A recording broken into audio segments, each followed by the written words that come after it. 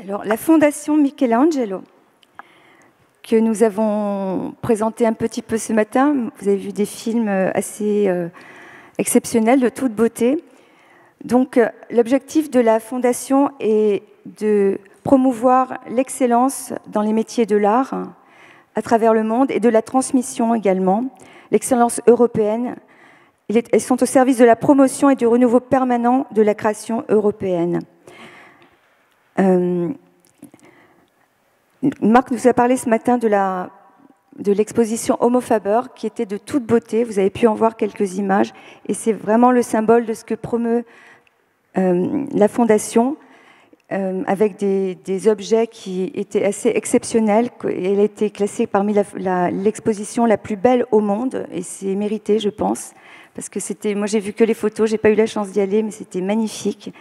Et tout votre travail est là-dessus, en fait, vraiment porter les valeurs de l'artisanat, de l'art et de cette transmission à travers le monde. Et bravo pour ça.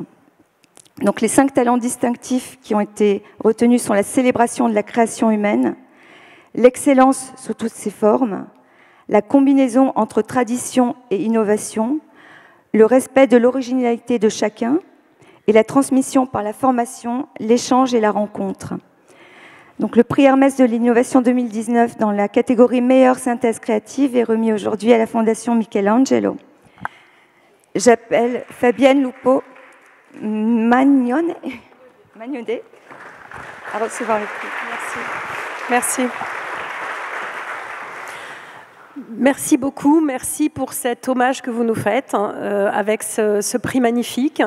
Nous sommes particulièrement touchés parce que nous sommes des débutants, puisque la Fondation a été fondée en septembre 2015, même si nous avons un grand historique sur les métiers d'art, car un de nos 2 fondateurs, Franco Coloni, défend les métiers d'art en Italie avec la Fondazione Coloni dei Mestieri d'Arte à Milan depuis plus de 25 ans.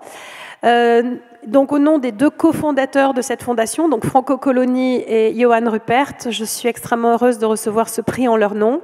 Vous dire qu'effectivement, l'ambition de cette fondation, c'est de remettre l'homme au cœur du débat. C'est vrai qu'aujourd'hui, on a parlé de beaucoup de choses, mais c'est vrai qu'il ne faut pas oublier que nous sommes faits de chair et de sang, et qu'aujourd'hui, ce qui compte, c'est aussi le résultat du travail que nous mettons dans nos mains, dans notre cœur, dans notre tête.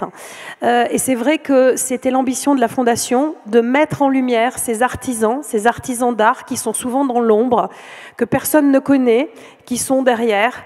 Et la volonté de la Fondation Michelangelo, notamment au travers de son événement Homo Faber à Venise, à la Fondazione Giorgio Cini, qui est un lieu absolument sublime de la culture italienne et européenne, nous avons remis l'artisan sur le devant de la scène. Nous les avons fait collaborer aussi avec des designers. Et donc, pendant 2 semaines, nous avons présenté le meilleur de l'artisanat d'art européen, avec plus de 25 pays qui étaient représentés. Nous avions une centaine d'étudiants des écoles d'art décoratif, d'art appliqué, de design, partout en Europe, qui ont fait la médiation culturelle. Et nous avons accueilli 62 500 personnes sur cette île, à Venise, pendant 2 semaines. Nous avons eu un succès immense parce que justement, nous avons, je pense, à travers ce que nous avons présenté des histoires d'hommes et de femmes, des parcours de vie absolument incroyables. Et c'est Saint François d'Assise qui disait « Fare bene per stare bene ». Donc c'est faire bien, travailler bien, pour être heureux et pour faire que les gens soient heureux. Et en fait, nous avons présenté pendant 2 semaines cette simple et noble ambition des artisans de juste être heureux de leur travail, de leur savoir-faire. Et tant que la main de l'homme pourra faire des choses encore plus belles que les machines, nous défendrons ce projet. Et le baseline d'ailleurs de Homo Faber, c'est « Crafting a more human future ». Donc nous sommes très heureux de prendre ce prix. Parce que voilà, c'était une première initiative et je pense que nous avons touché le monde entier. Nous revenons à Venise puisque c'est une biennale, donc nous serons à Venise en septembre 2020, du 10 septembre au 11 octobre. Donc nous allons rallonger un petit peu notre période d'exposition car beaucoup se sont plaints de la durée trop courte. Donc voilà, nous vous attendons à Homo Faber 2020, en septembre à la Fondation Neccini à Venise. Et puis merci encore pour ce prix. Merci.